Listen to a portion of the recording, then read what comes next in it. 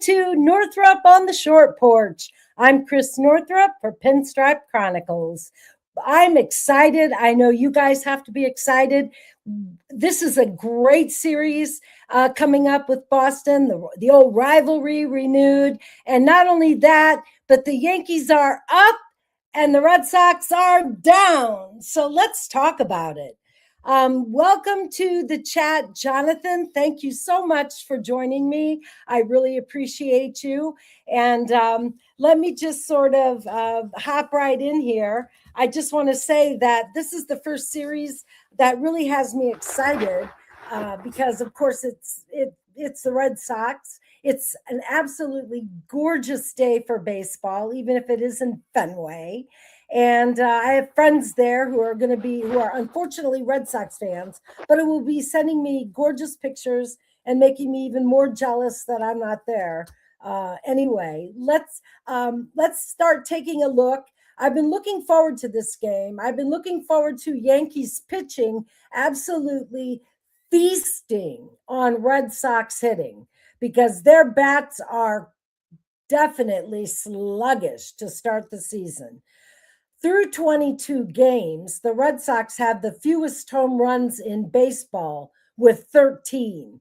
And nothing that I like to hear more than that we're hitting more home runs than the Red Sox.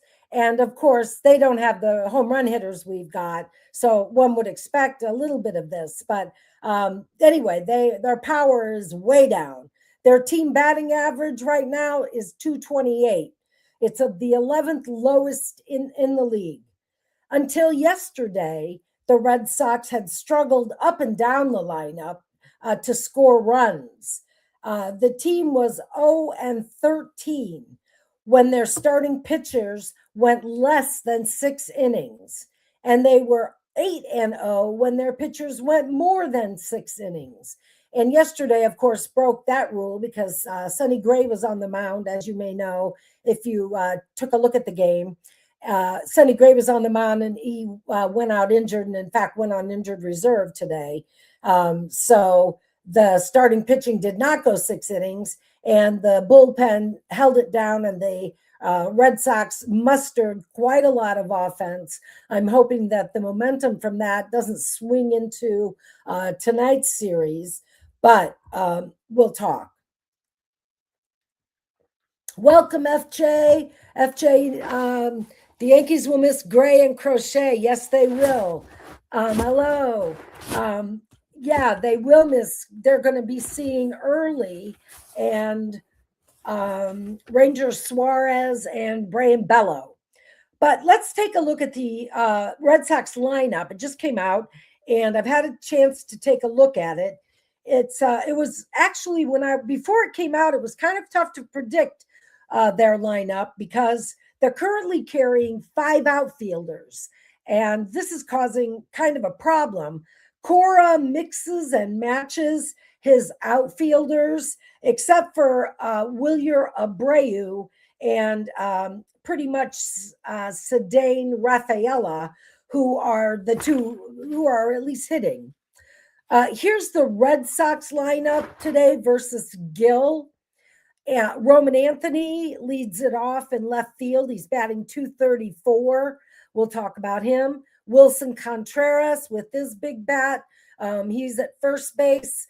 Obviously, he's a hardened veteran. Was catcher turned first baseman. He's batting 274.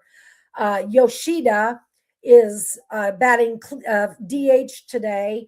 Abreu is batting in right field and is batting 296.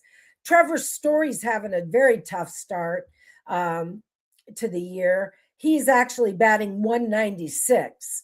Ceddanne Rafaela is batting in the 7th spot. Mayer is batting in the 9th spot, and 7th spot. Durbin and Narvaez, our old friend Carlos Narvaez, who was once a Yankee prospect, rounds out the lineup.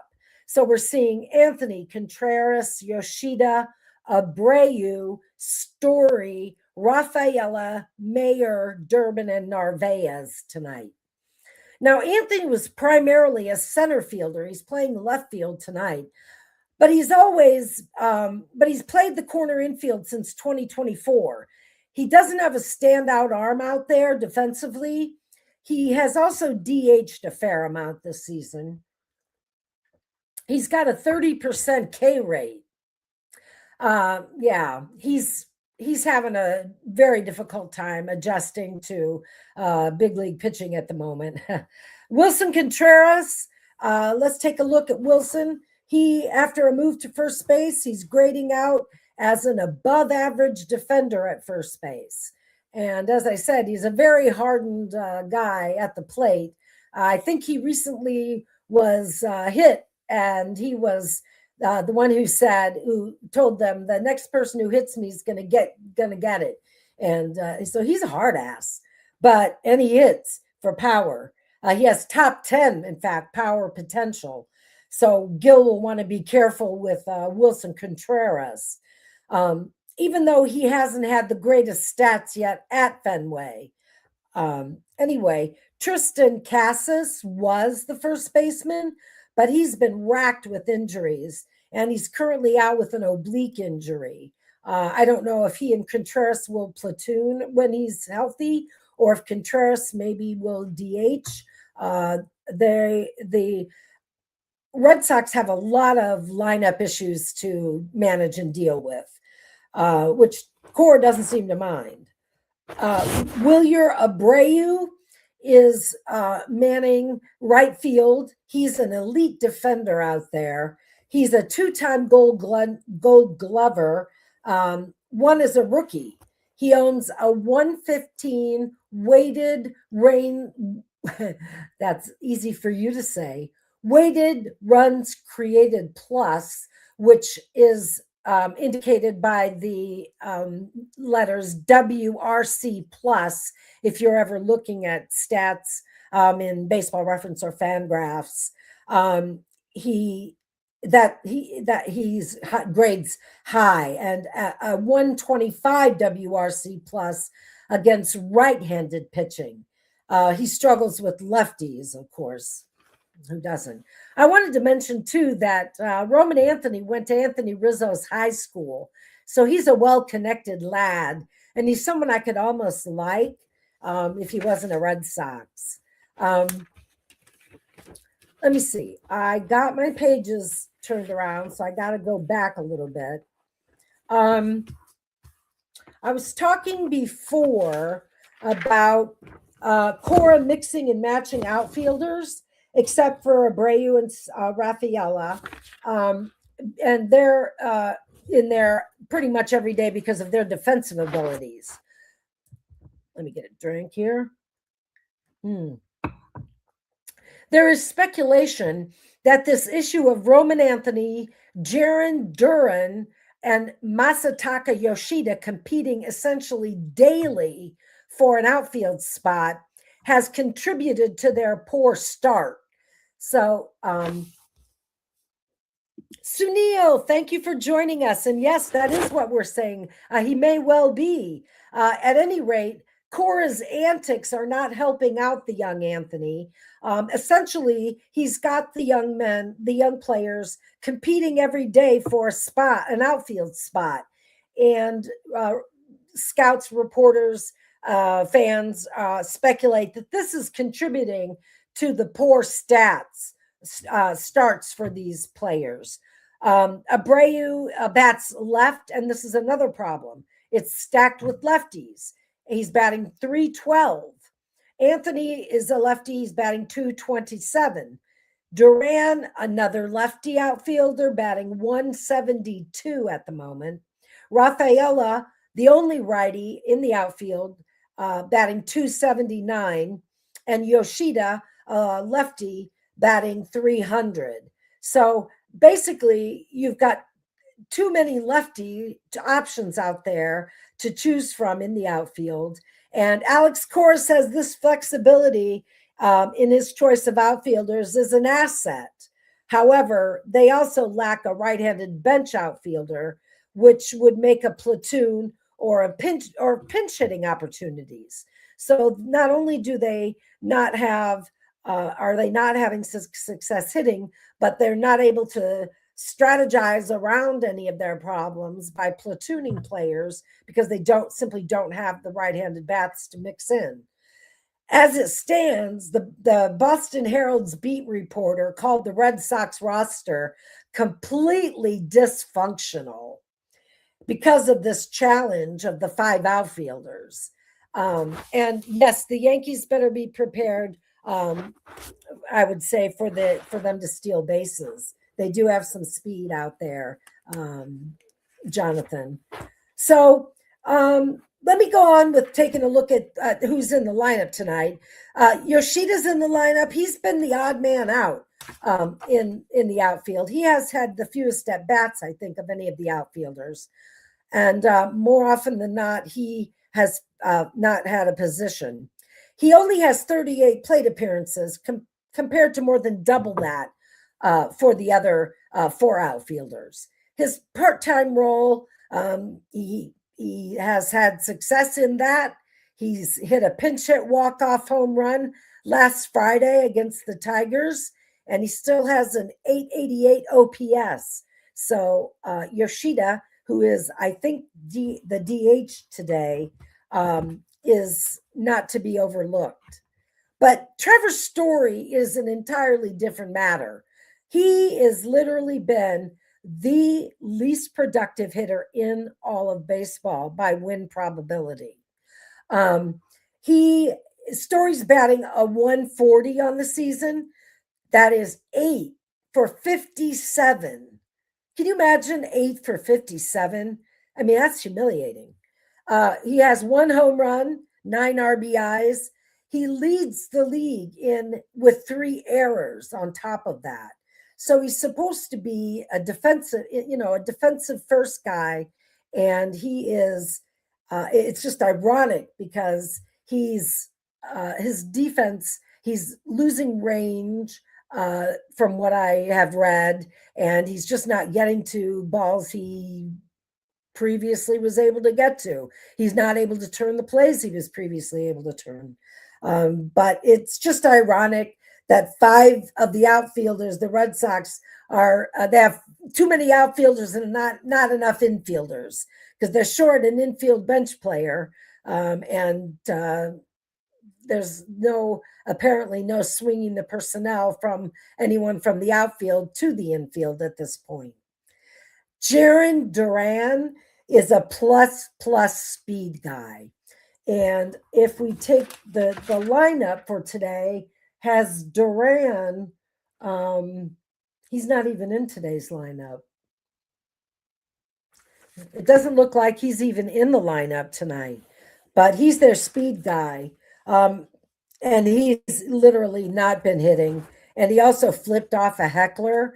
And so he's sort of on the hot seat for flipping off a heckler. All right, Caleb Durbin at third base. He also has second base experience. MSN.com described him as a disaster at the plate. I'm glad that I have not been described as a disaster at the plate by MSN.com. Through 14 games, he's hitting 127 with non-existent power. One of the more disappointing starts in recent history. He had as an exemplary glove at third base. He has 2+ defensive runs saved, which is 5th best in MLB. But his bat has been non-existent this season. Marcelo Mayer is in the lineup at second base tonight. He's played all around the infield. He surpassed Trevor Story defensively at shortstop when he's played there. And there's been some speculation, should they switch positions? Should Trevor Story perhaps be at second base and Marcelo Mayer at shortstop, where he has more range, more athleticism, He's a total Mayor right now is a total wild card. They have no idea what he'll do at the plate. He's hitting a 188 with a 572 OPS. So up is the only option. One would guess. What else we got? Do we have any more? Am I covering up the chat? Well, Boston. Sunil says, wow, Boston media knows what they're talking about, huh? That's wild. Are they going to be censored soon? Probably. Franklin Arias is the Red Sox prospect in AA who has an elite glove with some power. He's the shortstop that's breathing hot and heavy down the necks of Mayer and Story. If he makes some strides offensively, definitely a conversation may be had about replacing Story with either Mayer or this Arias soon, because they can't continue to have Story non-productive at the plate and a liability in the field. Now, Carlos Narvaez, the catcher, he's our ex-Yankee prospect. He's got an elite glove, and he's primarily a catcher, and he's struggling offensively. Connor Wong has been better than expected. He's slashing a 368 in 7 games. And so Narvaez is kind of being edged out at the moment as the primary catcher. Narvaez in 12 games is hitting a whopping 195. He's one of the few righties in the lineup to get consistent at bats. So they really need him to get started. One more thing that gets talked about a lot is how much Boston focuses on matchups.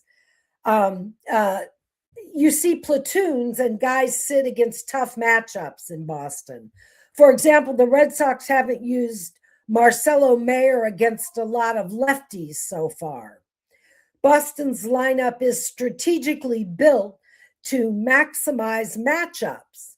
If you don't get a lot of production out of Narvaez, then all of a sudden the lineup is more predictable and much easier to pitch against. Last season, Narvaez hit 15 home runs. He had a little pop in his bat. He's hit 0 so far this year. He's also struck out 14 times. So his strikeout rate is quite high. On the bench tonight will be Connor Wong. IKF, our old friend IKF, we may see him as a defensive replacement or pinch runner at some point. Cedane Rafaela is a player that I haven't talked about yet, but I want to talk about him. His nickname is Chipper, and his mom was a fan of Chipper Jones. And so if that doesn't tell you what sort of aspirations a kid whose nickname is Chipper has, this kid is 25 years old, and he's probably the best player, the young player right now for the Red Sox. He's hitting 286 with a 747 OPS. He has 1 home run. He has a Gold Glove for center field. He lacks plate discipline, but he has shown positive progression, they say, this season.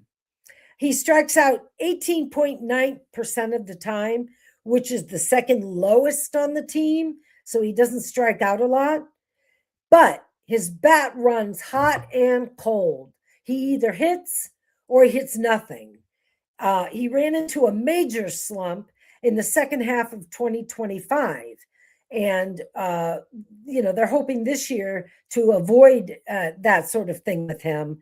And so far but it's been a very limited sample sizes, of course. Connor Wong, he's been good enough that Cora sidestepped answering whether the question as to whether Narvaez was primarily the starting catcher. So Wong is inching his way into notice with his bat. let's take a look at the pitching, the Red Sox pitching that's predicted for this series. I want to start out Heel versus Connor Early. Early is the Red Sox version of Cam Schlittler, I believe. He's a lefty. He's 24 years old. The Yankees beat Early to clinch the wild card, and so they have encountered Early and beat him. He has the best ERA on the staff at the moment, on the Red Sox staff, with a 2.63 in 3 starts. He won the starting role out of spring training over John Oviedo. And he has not allowed more than 2 runs in any of his outings this season.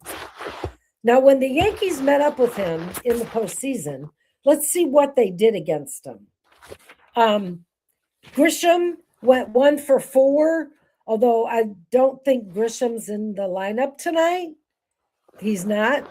Judge went 0 for 3. Bellinger 1 for 4. Stanton 1 for 4. Rice 0 for 3. Rosario 1 for 3. And I noticed Rosario is at the top of the lineup today. And he's got that great speed on the base paths, plus a little history here of some success. McMahon 0 for 1 against him. Chisholm Jr. was 2 for 4 against him when they met last year in the postseason. And Volpe, I just mentioned this out of interest, since Volpe will soon be back. Volpe was 1 for 4 against Early. So Yankees had some success, obviously, beating him in the wild card.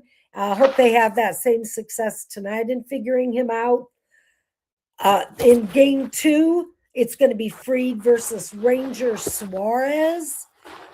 Ranger Suarez was the huge offseason acquisition of the Red Sox. Essentially, he is the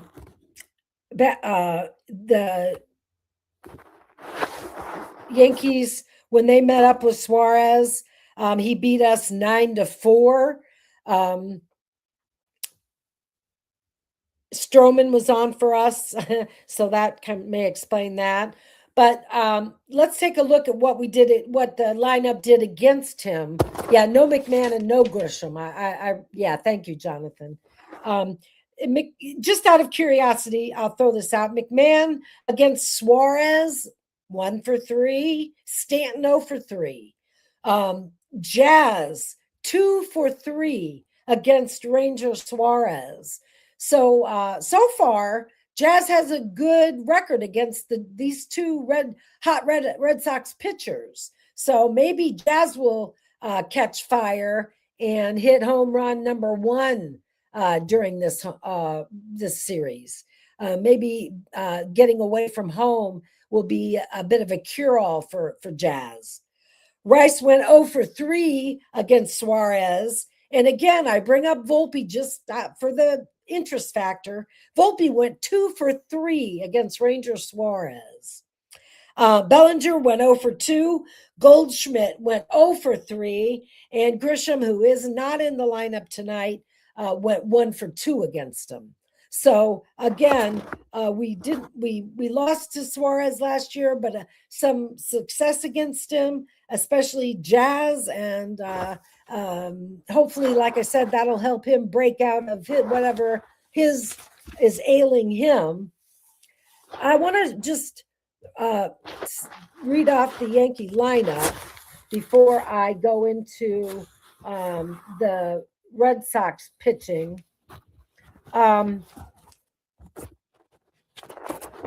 Red Sox, the Yankee pitching versus the Red Sox.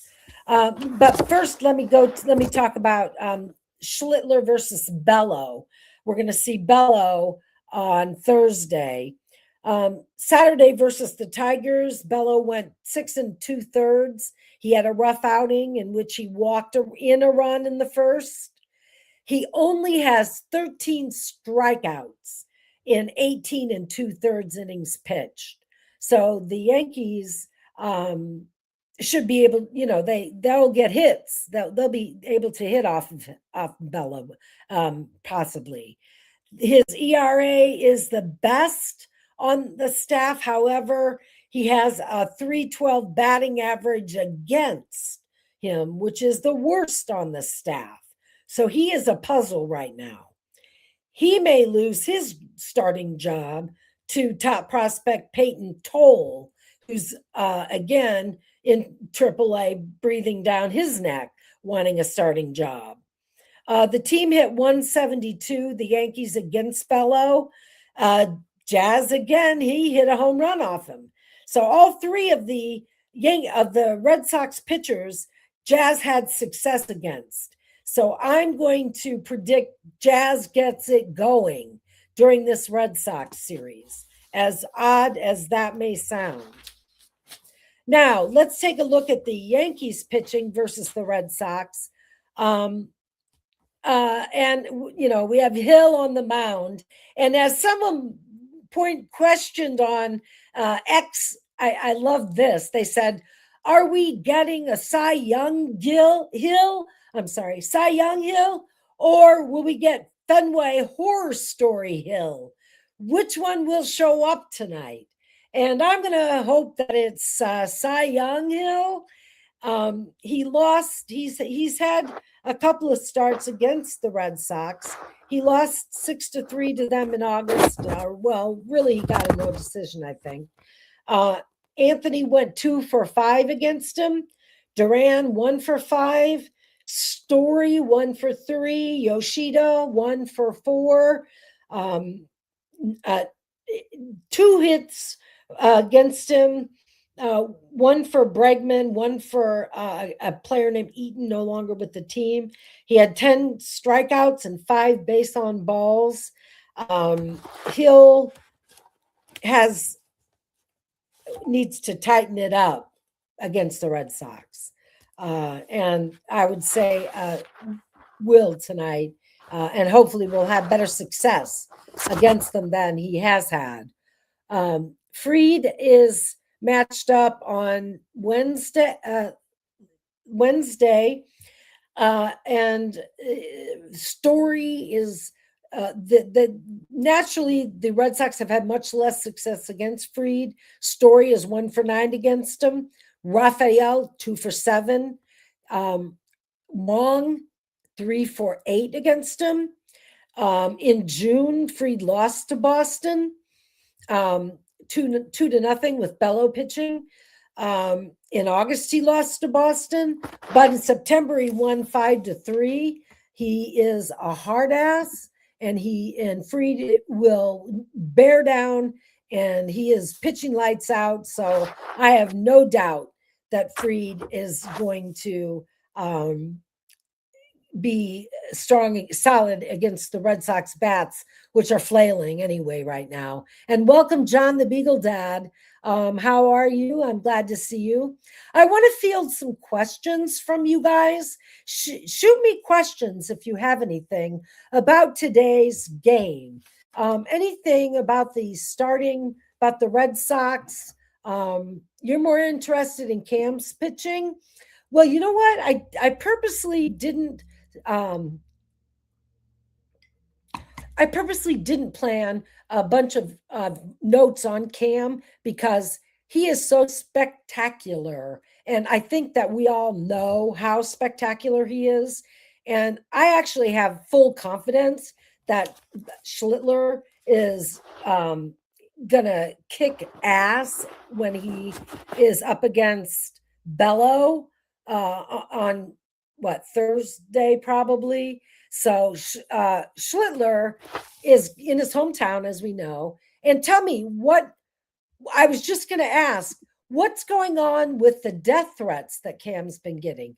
What kind of fans? Boston fans, obviously. I mean, I try not to trash the trashy Boston fans on here, but when you got to call it as you see it, I don't know. I mean, he's a Boston native, and it's a shame that they would do that.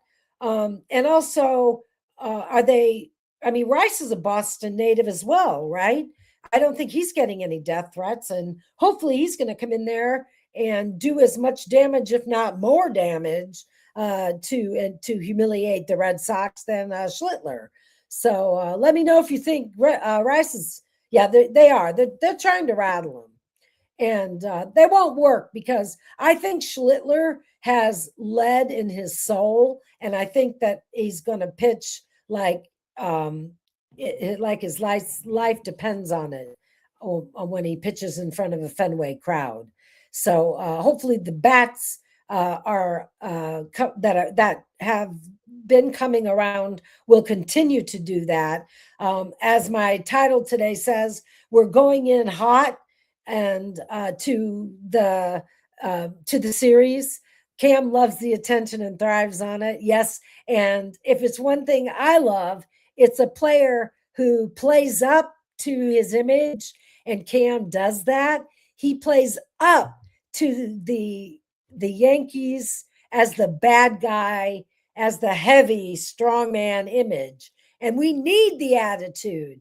We need that attitude to go through that clubhouse, in fact, and spread like fire, because some days it doesn't look like much of anybody has that attitude in the Yankee clubhouse. Well, I am going to sign off. This is my preview of the upcoming series. If you have any further questions, please shoot me comments. Don't forget to hit the like. I love those likes. Don't forget to subscribe. And as always, wear your pinstripes with pride. And thank you for joining me for this quick look and this, hopefully, I hype you up for the game today. Go Yankees!